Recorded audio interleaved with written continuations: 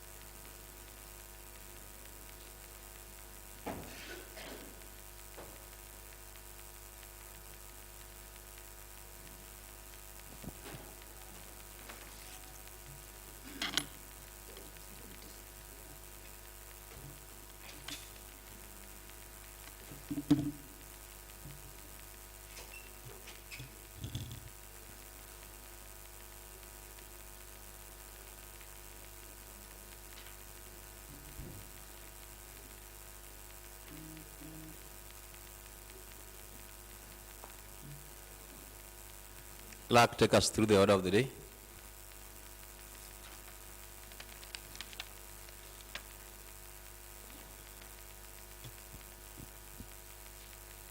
Thank you, Mr. Speaker, sir, and honorable members. Mr. Speaker, sir, today we are on a special sitting of order paper number 088 of today, Friday, the day of 30th June 2023. Order number 1, admission of oath. Next order. Order number 2, communication from the chair. Honorable members, I want to welcome you to this special sitting of the Kisumu County Assembly, Third Assembly, second session. I want to report to you that this session is convened constitutionally by the Gazette Notice number 8462 of 29th June 2023. That is the Kenya Gazette Notice number 8462 of the 29th of June 2023. I therefore want to inform you that it is legally constituted and for the main purpose of discussing the budget and appropriation report.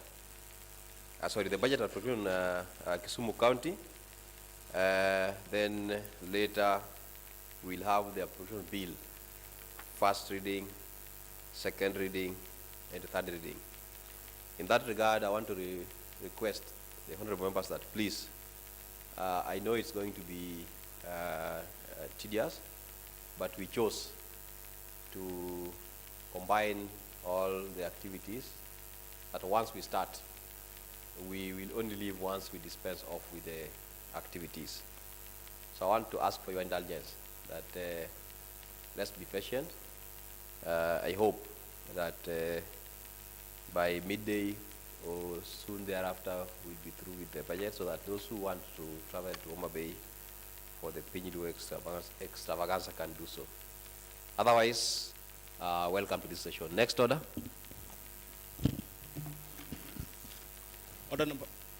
Order number 3, messages. Next order. Order number 4, petitions. Next order. Order number 5, papers. Next order. Order number 6, notices of motion. Next order. Order number 7, statements. Next order. Order number 8, motion. Adoption of the report by the County Budget and Appropriation Committee on consideration of the proposed Kisumu County budget estimates for the fiscal year 2023-2024. A motion to be moved by Honorable Joachim Okech, Chairperson Budget. Honorable Joachim Okech.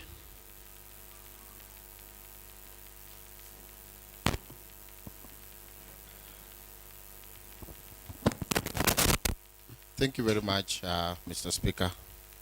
Mr. Speaker, I want to take the honor to present the report from the Select Committee on Kisumu County Budget and Appropriation on its consideration of the estimates of revenues and expenditure for the financial year 2023-2024 and the media term, Mr. Speaker.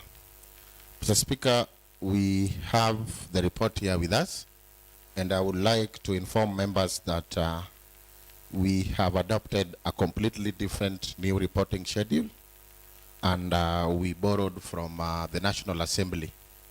So our budget this time around will be very direct, very precise, and very bold.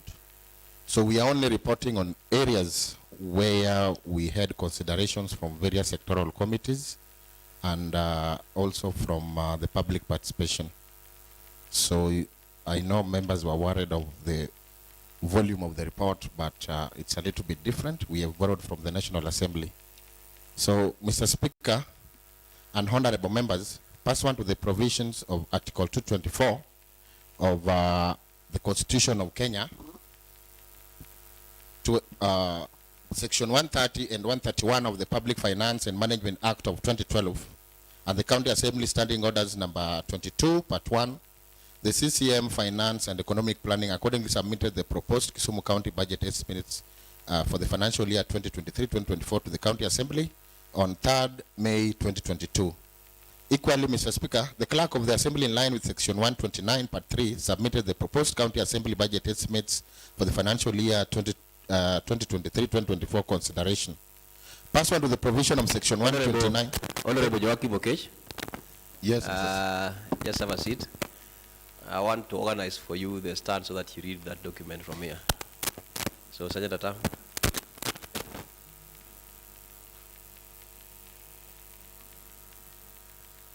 Just down there.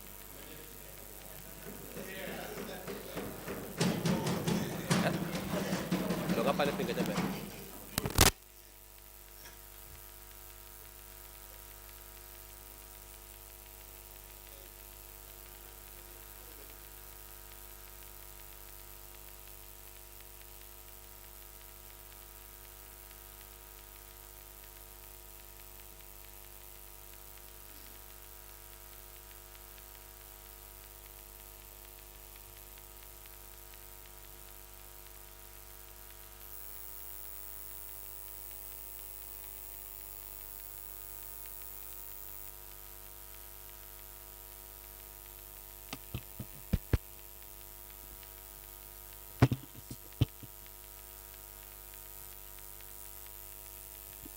Chair, now you can proceed. Mr. Speaker, yesterday I praised you as a very young speaker because you think very fast. See, now you have promoted me, and I hope I will remain sitting in front here and I will not go back there again, Mr. Speaker. Thank you. So, Mr. Speaker, pursuant to the provisions of Section 129, Part 2A of PFM Act 2012, and Standing Orders number 222, Part 2, the Leader of Majority tabled the proposed Kisumu County budget estimates for the financial year 2023-2024 on Wednesday, 3rd May 2023, and stood committed on the Kisumu County Budget and Appropriation Committee and sectoral committees without questions being put in line with the provisions of Standing Order number 222, Part 3 and 4 for review, scrutiny, and processing. Mr. Speaker, sir, and honorable members, I'm pleased to inform this honorable House that over 80% of the sectoral committees were able to adequately fulfill their mandate and submit strong recommendations to my committee, which have been duly considered and included in this report. Mr. Speaker, it is therefore my pleasure and on behalf of the Budget and Appropriation Committee to present to this House the report of the estimates of revenue and expenditure for the financial year 2023-2024 and the medium term for the County Executive and the Assembly, Mr. Speaker. Mr. Speaker, the process to the 2023-2024 estimates, the committee held 6 sittings, including 2 meetings with the CCM Finance and Economic Planning, where extensive deliberations were held in line with its oversight mandate. The committee also held discussions with the County Assembly Service Board to critically review their budget estimates. After reviewing the budget of the various sectors, departments and county entities within their preview, the departmental committees submitted their recommendations to the committee, which informed the various recommendations on the policy as well as financial level, which are contained in this report. Additionally, the departmental committee's observation and recommendations are part of this report, and they are annexed in Annex 1, Mr. Speaker.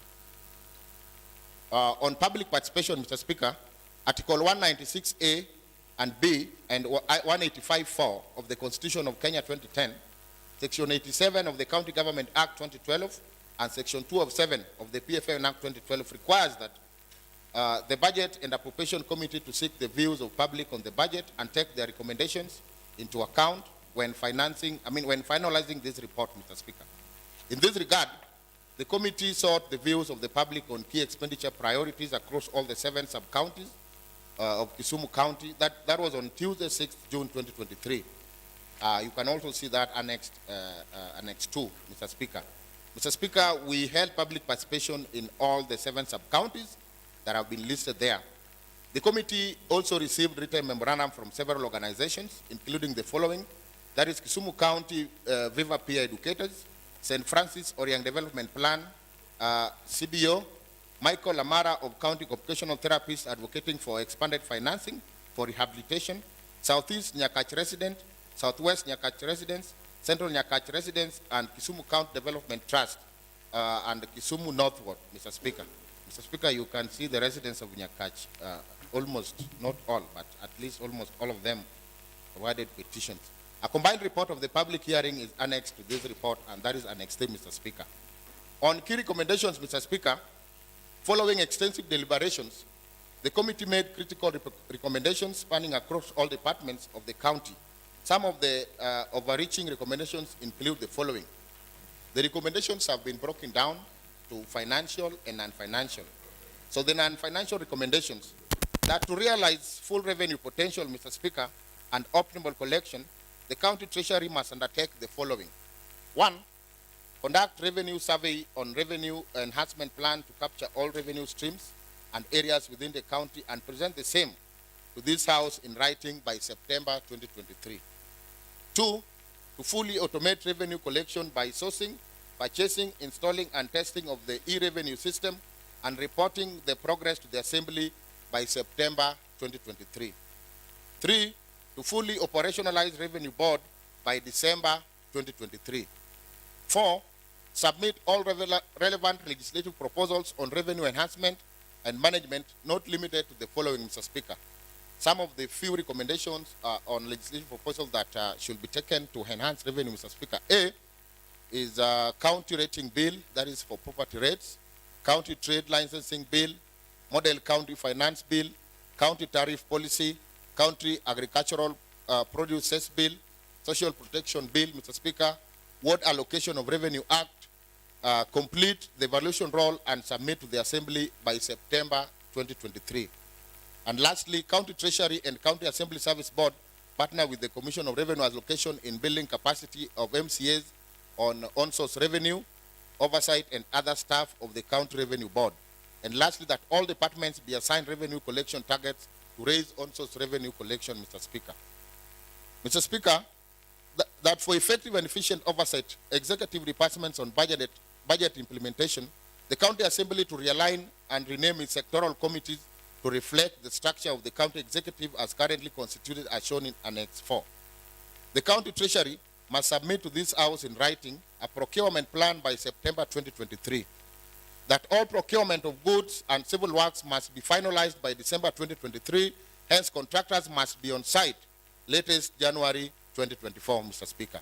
The Department of Agriculture, Livestock and Development, Fisheries, and the Department of Trade, Tourism, Marketing and Industry to submit to this House a work plan on formation and establishment of cooperative societies in each ward in preparedness for implementation of National Agriculture Value Chain Development Project, which is NAV CDP, and subsidized fertilizer distribution by October 2023. The County Treasury to submit to this House a valid agreement between the county government and the national government specifying the scope of work and timelines on implementation of the proposed industrial park, together with all other relevant documents such as land title deed for the identified land, and that should happen by August 2023. Mr. Speaker, that the following approval of the 2023 budget, 2023-2024 budget, the National Treasury should continuously ensure that all accounting officers are strictly adhering to implementation of the budget as approved in line with the provision of the Public Finance Management Act 2012, especially with regards to reallocation and appropriate funds, Mr. Speaker. That the sectoral committees, Implementation Committee, General Oversight Committee, to review, investigate, analyze, and verify implementation status of projects in the ending financial year and cause a report and recommendation to this House. That all county government sectors to timely submit their strategic work plans and quarterly implementation report to the Assembly in compliance with the law.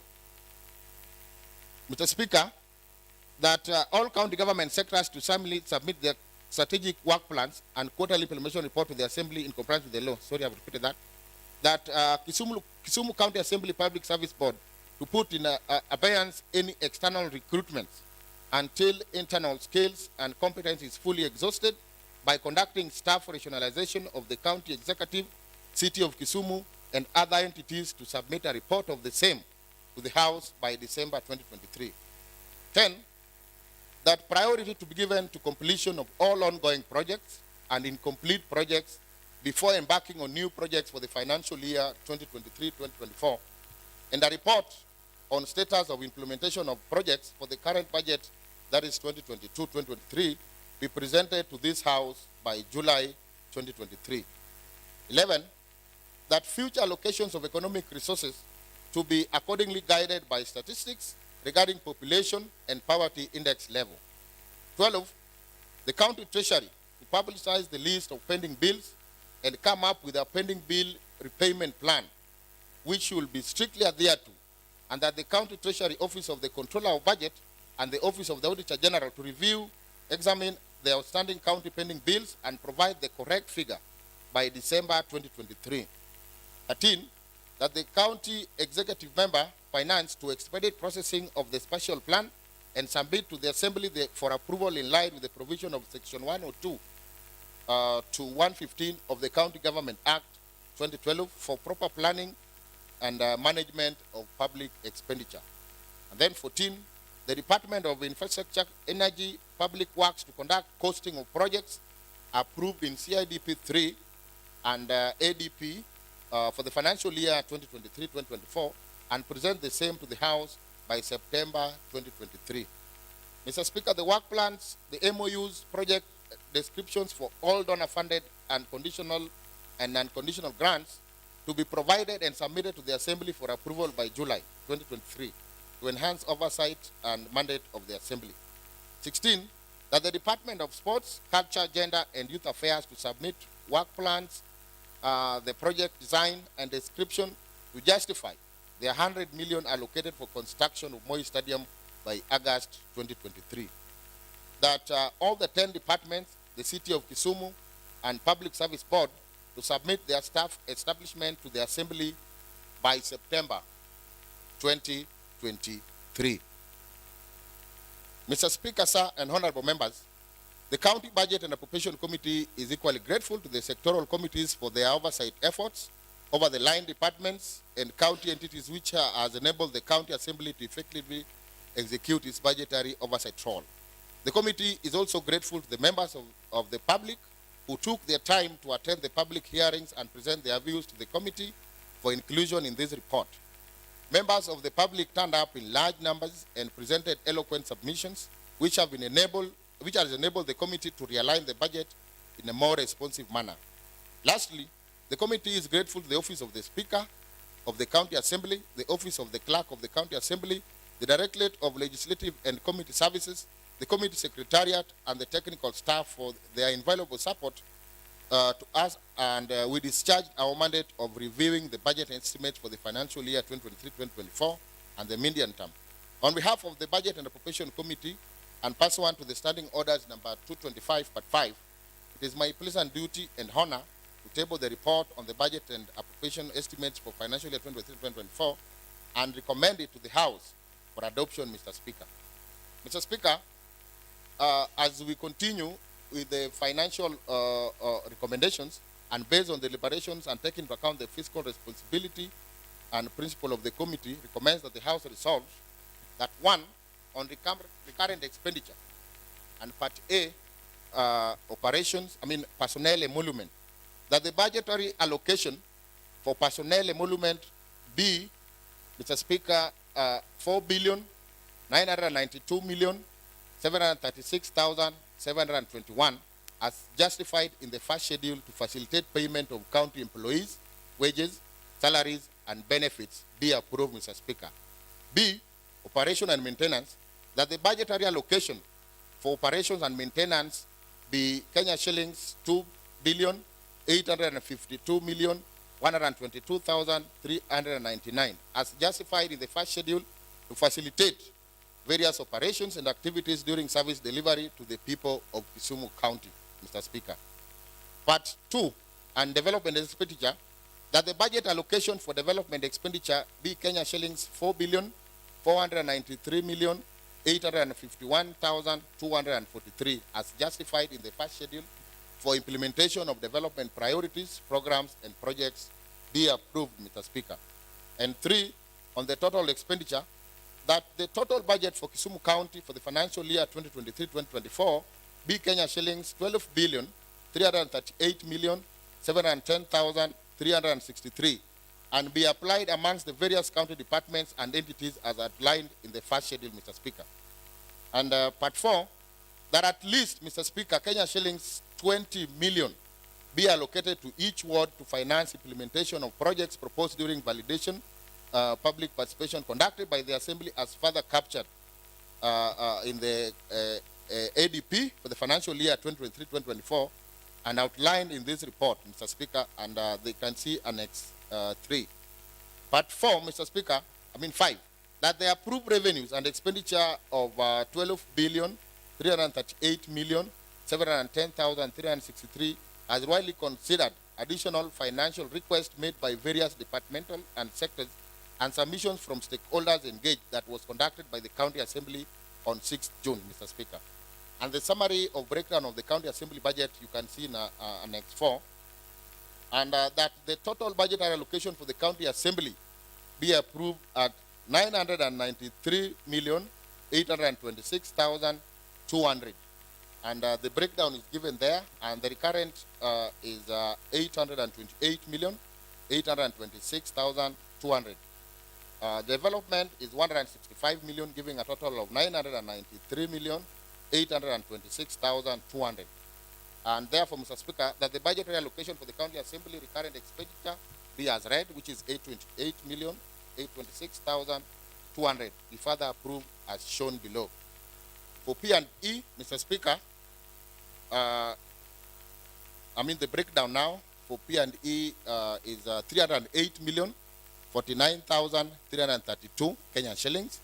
B, O and M, 410,476,868 for operation and maintenance, Mr. Speaker. Part C, reimbursement for car loan and mortgage fund of Kenya shillings 110 million for members of the County Assembly, provided by the County Treasury outside the County Assembly budget ceilings, Mr. Speaker.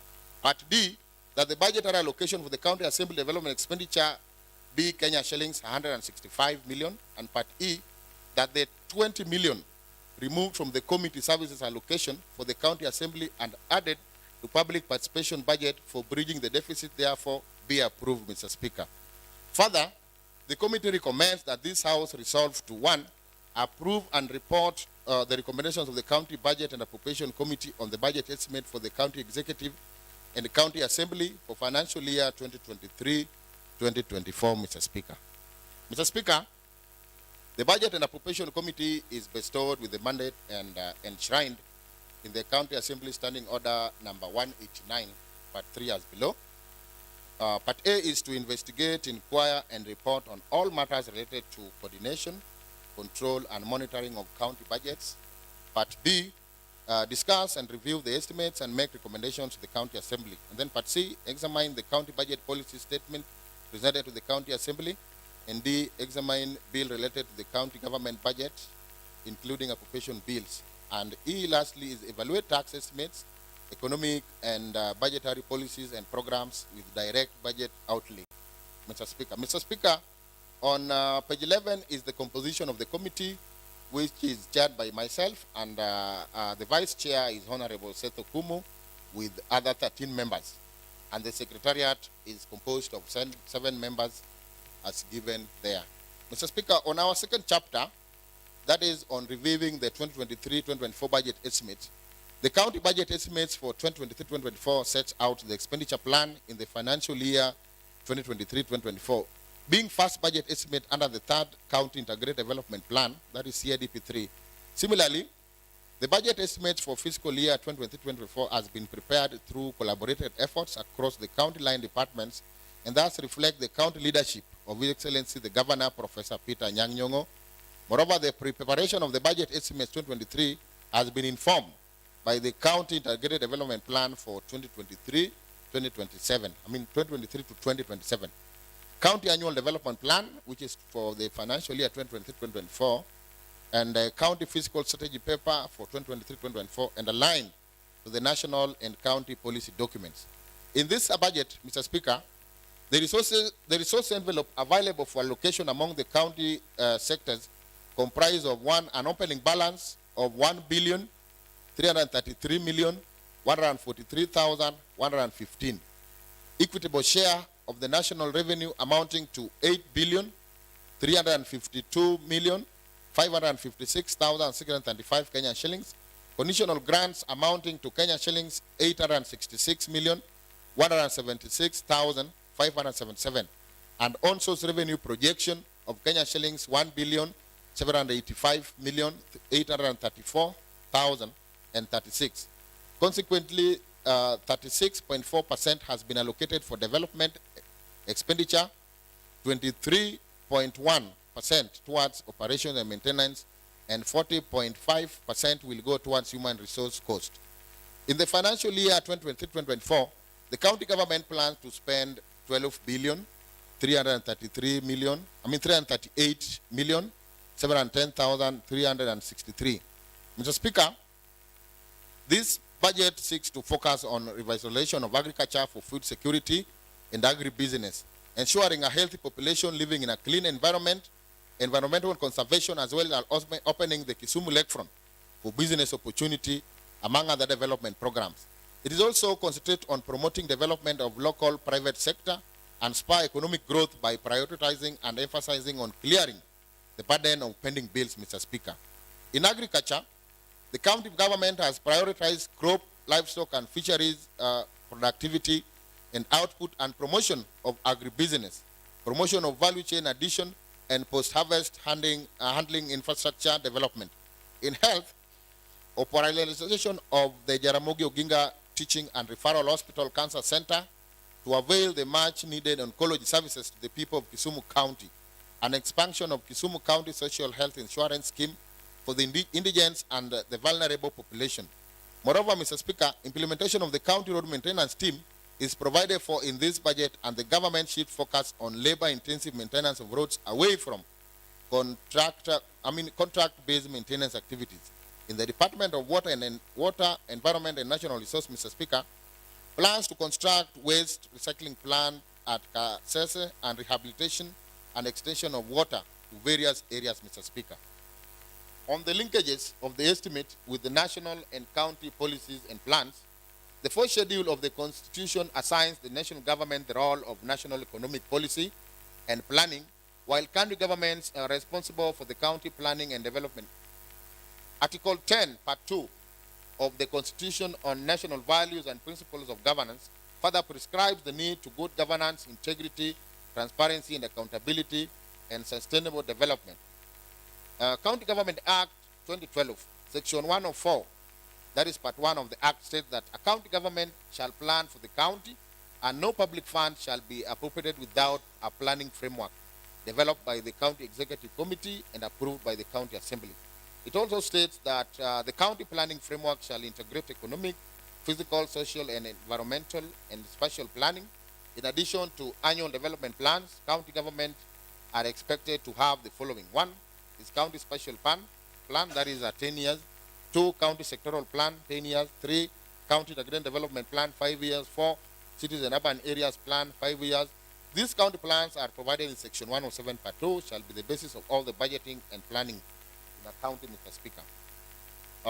The Public Finance Management Act 2012, Mr. Speaker, part 4, section 126 requires county governments to prepare development plans in line with article 220, part 2 of the Constitution. The plans shall include strategic priorities for the medium term that reflects the county government priorities and plans. According to the PFM Act, and annual budget process starts with the preparation and submission of annual development plan to the County Assembly for approval. The Urban Areas and City Act of 2011, section 37 of the Act stipulates that a city or urban areas integrated development plan shall be aligned with the development plans and strategies of the county government. Intergovernmental Relations Act 2012, that is part 2 of the Act, establishes the summit responsible for monitoring of national and county development plans and recommending appropriate action, Mr. Speaker. The National Government Coordination Act of 2013 provides for establishment of various committees to coordinate the national government activities pursuant to section 13, part 1 of the Act. National Government Service Delivery Coordination Committee were established in each county through the Executive Order number 3 of 2014 to perform the following functions, among others. A, coordinate implementation of national government functions at the county level. B, monitoring and evaluation and reporting on programs, projects, and initiatives of the national government at the county level. And C, identifying through public participation the development priorities of the national government at the county level. Further, the Executive Order 1 of 2019 on framework of coordinations and implementation of the national government development programs, projects establishes implementing and coordinating committee at the national level, regional, and at the county level, Mr. Speaker. The Kenya Vision 2030 aims at creating a globally competitive and prosperous nation with a high quality of life by 2030. It also aims to transform Kenya into a newly industrializing middle-income country, providing a high quality of life to all its citizens in clean and secure environment. The vision is being implemented through successive 5-year medium-term plans at the national level and the CIDPs at the county level, and cascaded to annual development plan and budget estimates, Mr. Speaker. The medium-term plans of Kenya Vision 2030 outline the policies, legal and institutional reforms, as well as programs and projects that the county government plans to implement during the 5-year period. To align national and county plans, priorities identified from the counties are incorporated in medium-term plans and specific sectors. And the medium-term 4 prioritizes the implementation of economic recovery strategies to reposition the economy on steady and sustainable growth trajectory, Mr. Speaker. Budget estimate linkage with other plans, Mr. Speaker. The budget estimates offers a framework that will direct the execution of the programs and projects in the financial year 2023-2024 with the goal of improving transparency and accountability to facilitate the realization of the planned county development goals to improve qualities of life for all the people. The figure below shows, that is in page 15, the linkage between the county budget estimates with policies and other plans, including Kenya Vision 2030, the SDGs, the African Agenda 2063, and the medium-term plan, Mr. Speaker. You can see the figure in page 15, how the linkages and the relationship with different plans, Mr. Speaker.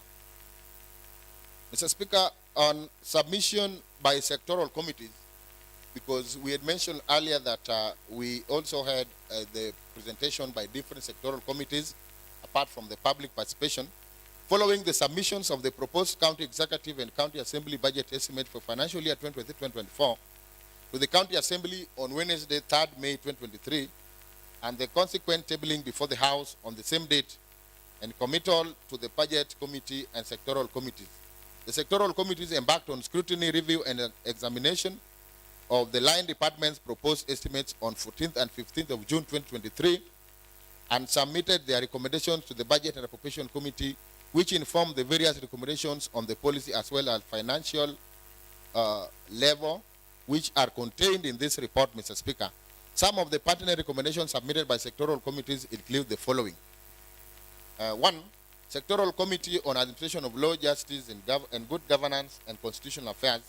The committee recommendations regarding the Department of Public Service and County Administration are as follows. One, the committee recommended that a total of Kenya shillings 16 million for payment of local authority retirees be prioritized as pending bill and breakdown report be submitted by July 2023.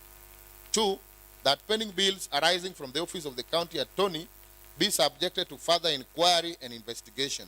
Three, that clarity should be made on the intent of budgetary allocation for hiring excavators while the county government has its own excavators. And four, that the budget for disaster be considered for an additional Kenyan shillings 50 million. Two, Sectoral Committee on Children, Culture, and Community Services. The recommendations regarding the department are as follows, Mr. Speaker, that for a successful grassroots talent development focusing on wards as the base unit requires a budget of 35 million against the allocation of 3,723,255, which is inadequate. And secondly, the total budget required for Kikoska Games is Kenya shillings 20 million. Thus, the 17,160,000 allocated is inadequate and therefore needs further allocation.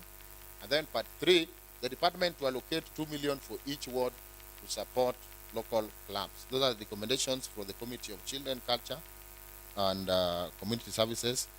On Joint Sectoral Cooperative Finance, Trade, and Enterprise Development Committee and Tourism, Wildlife, and Heritage Committee, the recommendations are given here, Mr. Speaker, that the County Assembly Budget and Appropriation Committee to consider adding the department the additional funds for counter funding to a tune of 250 million upon verification in line with the relevant laws guiding such allocation. And two, that the Budget Committee to allocate the department an additional 4 million for mapping of potential industrial and investment areas in the county. The fourth sectoral committee was on health, housing, and sanitation, and the recommendations that one, monies be deducted from the following list of projects. The department did their own internal readjustments, which was submitted by the department, and they were proposing on project one, that is rehabilitation of the OPD maternity and radiology unit, that was in Northwest Kisumu. The amount was 7 million. And the proposal is that the amount be deducted 2 million. So the new allocation, that is according to the departmental proposal, be 5 million. Completion and equipping of maternity theater in Northwest Kisumu. The amount that was allocated was 9 million. The proposed amount to be deducted is 3 million. So the new allocation as proposed is 6 million. Construction and completion of UTRH Cancer Center, which is a county-wide project, had an allocated amount of 25 million, and there was a proposed deduction of 4 million, leaving the allocation to be at 21 million. Part two on health, that the 9 million deducted as seen, you see the total of deduction totaling 9 million, that the 9 million deducted as seen on the above table be used on a county-wide project as listed below. So this was their proposal for the application of the 9 million.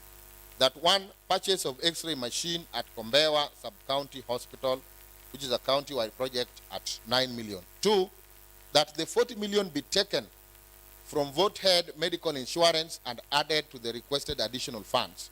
And four, that the department therefore be approved for additional fund of 110 million.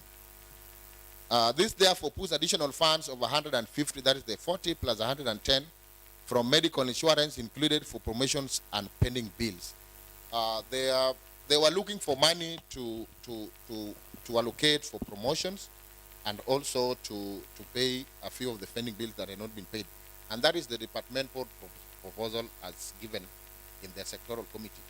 On the next committee on agriculture, livestock development, and fisheries, the committee recommendations regarding the department are as follows. One, the department allocated be aligned with the national policies such as Maputo and Malabo declaration, setting the department budget at 10% of the total budget. And two, additional revenues from conditional and unconditional grants for the department which were not budgeted for, totaling to 519,185,077 be included and appropriated in the estimates, and the conditional counter funding of 6,200,000 be provided as required.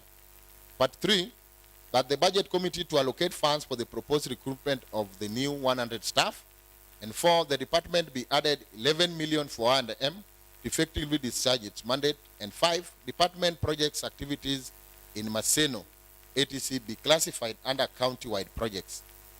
The 6th committee was on public works, roads, and transport, Mr. Speaker, and the department had the following recommendations: that due to the financial constraints, the department proposed to readjust its development component to recurrent to cushion machine-based program, Mr. Speaker. So on the table below, the department was proposing their own internal readjustment so that to raise funds that will be adequate for the machine-based program. And the breakdown for their proposed machine-based program is given in the table that you have here. The activity and the proposed amount, the fuel, 30 million, repair of machines, 25 million, acquisition of maram, 12 million, supply and installation of culverts, 9 million, enumeration of road maintenance team, 10,530,000, hiring of tipper lorries, 9 million. So their proposed total for the machine-based program will be 96,530,000, Mr. Speaker. The above will be taken from the following development plan. That is, if their own internal organization. 1, acquisition of 2 tipper lorries, single diff. They had a proposal in the budget of 15 million. 2, acquisition of crawler excavator with a breaker of 200 HP, which was 1 at a cost of 30 million. And 3, construction of bioenergy center at Kenya shillings 10 million. So the department is proposing that they discontinue the 3 projects. That is the acquisition of the tipper lorries, the crawler excavator, and the construction of bioenergy, because they are attempting to raise funds for the machine base. So the department, in consultation with the Department of Trade, to resolve the issue of salaries and the energy technical officers by taking it back to the Department of Energy, Infrastructure, and Public Works. And then C, the departmental budget be realigned to source funds for purchase of machines for machine-based project, Mr. Speaker. So before I go to the next sectoral committee, Mr. Speaker, on this, the department had proposed a machine-based of 96,530,000, but in their own internal reorganization, they are only able to raise 55 million, meaning they still had a deficit of close to around 40 and around 40 million. On sectoral committee on labor and social welfare services, the committee recommends that be adjusted from, that is the purchase of motor vehicle, be adjusted from 4.5 million to 9.5 million, Mr. Speaker. That is, and on the Committee on Budget and Appropriation proposes further that the County Assembly and the Department of Finance and Economy be approved without amendments.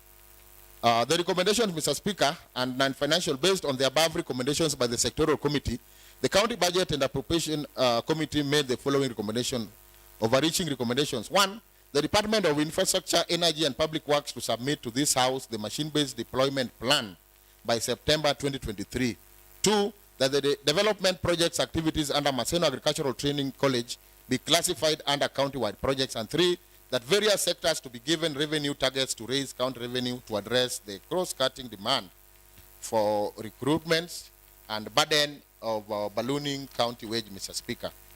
The financial recommendations based on the presentation by the sectoral committees wish list, the County Budget and Appropriation Committee received additional requests from sectoral committees amounting to 2,050,506,745 to meet various expenditure shortfalls. However, due to the prevailing resource constraints, Mr. Speaker, and the need to contain the fiscal deficit within the required limit, the committee could not finance most of these requests, Mr. Speaker.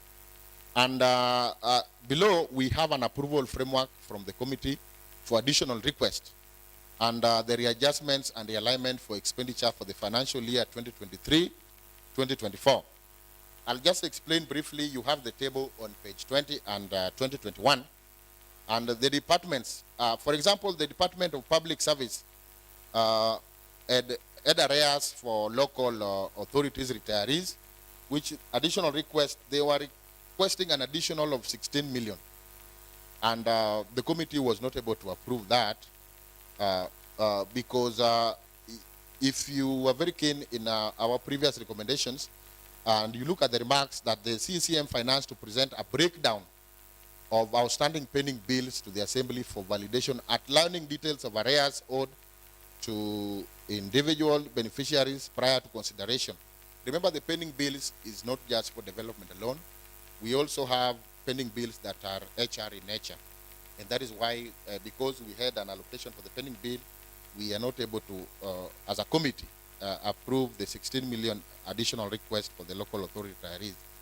And our recommendation was that the money be included as part of the block figure for the pending bill. Additional disaster fund of 34,800,000 be approved.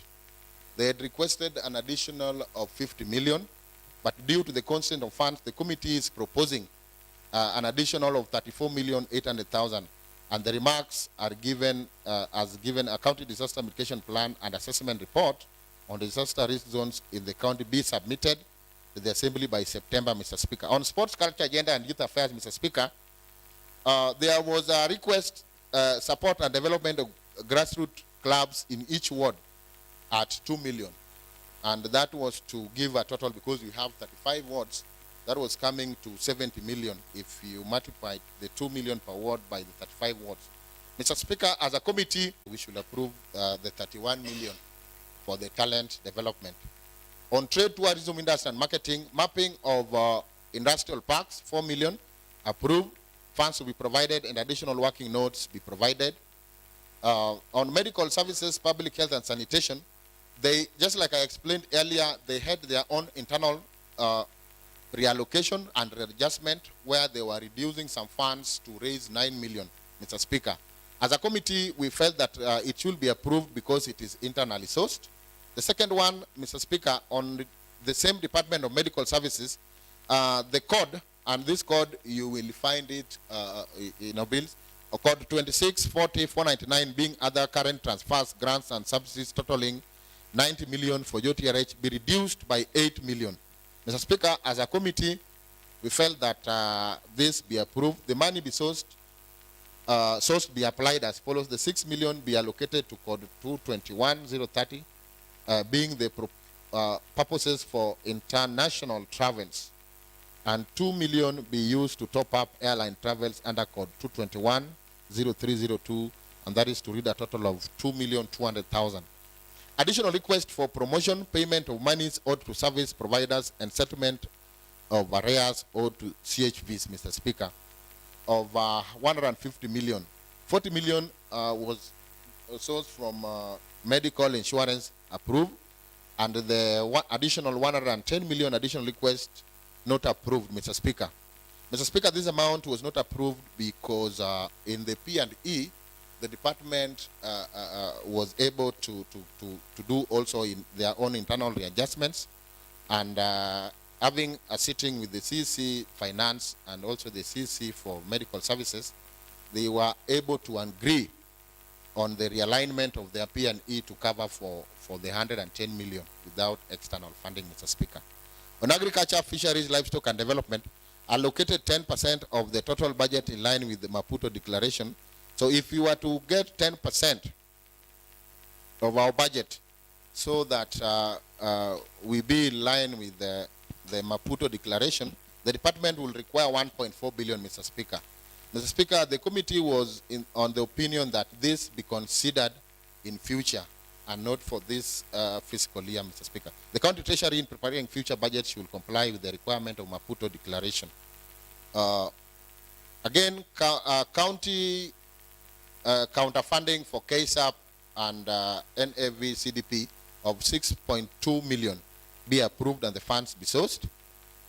But again, we had a rider that the documentation be submitted so that we confirm the counterfunding because, Mr. Speaker, we were informed that areas where most of these departments try to get additional funds is by always insisting that there is a counter funding for this conditional grant. So we require a document as a committee so that we confirm. On recruitment of 101 staff, that is 50 million, not approved, but held in abeyance pending further consultation with the county Department of Finance, Mr. Speaker. Mr. Speaker, we are of the opinion that this required additional consultation, and of the opinion that as the department was doing their own internal realignment of P&E, they will be able to capture the 50 million for recruitment of 101 staff.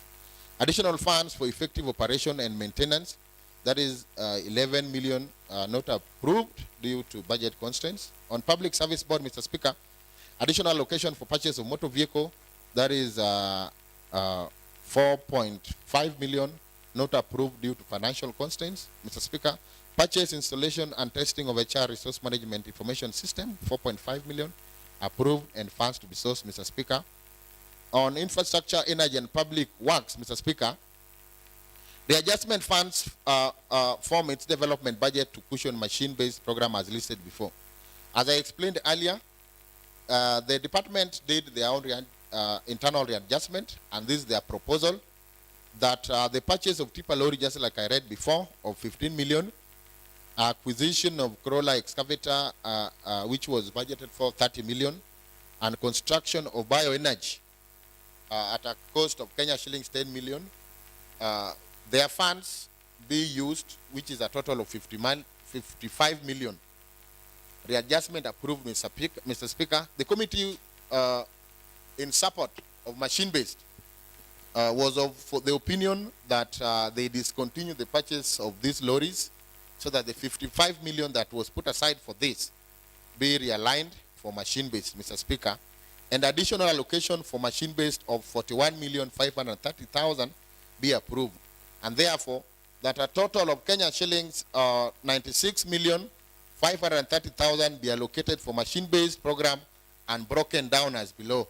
I think I read the breakdown, but I can still fuel 30 million, repair of machines 25 million, acquisition of maram 12 million, supply installation of culverts 9 million, remuneration of road maintenance team 10,530,000, and hiring of tipper lorries 9 million. So the department is requesting a total of 96,530,000. County Assembly, Mr. Speaker, additional allocation for public participation. And Mr. Speaker, I read it before that this 20 million was coming from committee services, and there was a request that we get 20 million from committee services to be the amount of 20 million be increased on public participation vote. And Mr. Speaker, the committee was of the opinion that we approve this, and they sourced from committee services increasing the allocation for public participation now to, I think, on the Department of Finance and Economic Planning, Mr. Speaker, that there was 1.3 billion allocated towards pending bills, Mr. Speaker, be reduced to 1 billion. So the 300 million reduction of the pending bill was approved by the committee, Mr. Speaker, and the 300 million source to be used to bridge the financial deficit herein, with priorities given to reimbursement of car loan. Remember, we have a lot of deficit, and we were looking for the money for the car loan and all these other deficits that I read. Money for the machine-based, the additional 41 million. We were requesting a raise of the disaster money by around 30, it was 34. So to get these funds, we proposed a reduction of the pending bill by 300 million, Mr. Speaker. And I really want to request this committee so that they also support the committee by approving these funds, Mr. Speaker. Mr. Speaker, on Chapter 3, scrutiny and interrogation of the proposed estimates of revenue and expenditure. On page 25, Mr. Speaker, the list and the table given there is county estimate resource envelope and the comparison between 2023, 2024, and the current financial year. That's the comparison of both, Mr. Speaker. And Mr. Speaker, if you are keen, you can see that in 2022-2023, we had an opening balance of 652,654,461. But we anticipate to have an opening balance of 1,333,143,115, Mr. Speaker. Mr. Speaker, the comparison of our revenue stream, again, equitable share, has just gone up a little bit from what we have here in the projection. The NEDA has gone down a little bit, Mr. Speaker. KISIP still at 200 million. Transforming Health, which was also a donor-funded project, this time around we are not having the money. And additional conditional and non-conditional grants, Mr. Speaker, we have proposed of 519,185,077. And on ASDSP, these grants, we don't have it this financial year. KSAP, no indication yet. And EU, Mr. Speaker, the IDEAS project also this financial year, we still don't have any records to show what is their plan. But of course, we still keeping our fingers crossed. Finance locally led climate change action, I think, you see there's a proposed of 125 million. On these other ones, EU Tower, UNICEF, KUSP, we don't have any indication of any fund from them. So we estimate that the total share of national revenue of this financial year will be 9,218,733,212. And on our local revenue, Mr. Speaker, the streams are given there. And you can see the table of what we expect to get from our local revenues. Land rates, there's a proposal of 145, rents 57 million, 145 million, rents 57 million, trade license fee 240 million, bus park fee 182,234,036, parking fee 131 million, reserve slots 9 million, monthly stickers 35 million, clamping fee 500,000, market fees 80 million. You can see our proposed increment, which of course we will be able to look maybe at our finance bill in future. The stock ring of 5 million, Mr. Speaker, if you look at the subtotal here, they will come to a total of 1,063,734,036. And revenues from other departments, Mr. Speaker, like health, medical services, there's a projection of 600 million. Agriculture and livestock projection of 7 million. Commerce, tourism, and trade projection of 2 million. Land housing projection of 45 million. Education, youth, and culture projection of 500,000. Liquor licenses projection of 35 million. Environment projection of 2.5 million. Governance 100,000. Revenue from payroll 30 million. Giving a subtotal of 722 million 100,000. Giving a total local revenue projection of 1,785,834,036, giving a total budget of 12,338,710,363, Mr. Speaker. Analysis of budgetary allocation for various expenditure components, Mr. Speaker, and the breakdown of the 12 billion, Mr. Speaker, is given as one: personnel emolument 4,992,736,721, giving a percentage of 40.5. Operation and maintenance 2,852,122,399, percentage of 23.1%. And on development 4,493,851,243, giving a development percentage of 36.4. The Speaker, on the next page is the first schedule, approval schedule. And these are the departmental approval schedules, so that the budget is broken down into different departments, Mr. Speaker, that explain the 12 billion. So if you look at the Department of Agriculture, Fisheries, Livestock, the P&E, a proposal of 153,925,882, O&M 34,397,976, and development of 593,499,103, a total of 781,822,961. County Assembly 336,490,356 P&E, O&M of 431,033,766, and the development vote thereon given. I think there's a correction of the figure to read 165. City of Kisumu, again, Mr. Speaker, is given there, giving a total of 411,505,072, Mr. Speaker. The Speaker, this gives the breakdown of estimates of revenue and expenditure for different departments in terms of P&D, O&M development, and the total. And if you go into the next page, Mr. Speaker, you get a total of 12,338,710,363, Mr. Speaker. Mr. Speaker, just like I said earlier, we have tried to break down the report and synthesize it as possible so that we capture the areas where we had recommendations, we capture areas where we had amendments, we captured areas that maybe by the time that the report was submitted to the Assembly, we had not gotten a clear indication from the national government. And therefore, it is my considered opinion that I request this House to approve this report, Mr. Speaker. And therefore, Mr. Speaker, I want to call upon my able Vice Chair to second this report. Thank you very much.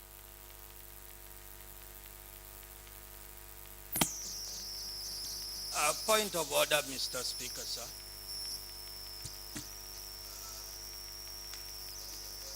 What's the point of order, Honorable Benny? Mr. Speaker, sir, this is a budget matter which is very critical to this House and to the members of the public. The chair budget has done well, but there's one aspect which I have doubt. The record of the project is very critical to the members of this House and the members of the public. Honorable, the record of the projects. Honorable Benny Pete, what is your point of order? My point of order, I'm asking, when the projects are of the 20 million. You are a good debater. So sometimes, you know, we have to just go with the rules of the House. What you are saying is valid. The Honorable Chair of Budget is moving a motion, but I think he will also have to come back at some time to reply on the question. I see it as a question that should come during debate. Then the Honorable Chair, when he will be replying, he should be able to do. Honourable Speaker, I rise to second the report read by my very able chair, the Honourable Joachim Okech. Mr. Speaker, sir, you've realized in the submission of the chair, we were not looking only at development projects, but we also considered the recurrent projects in that budget. And in submissions, there are so many reorganizations that were done into that budget.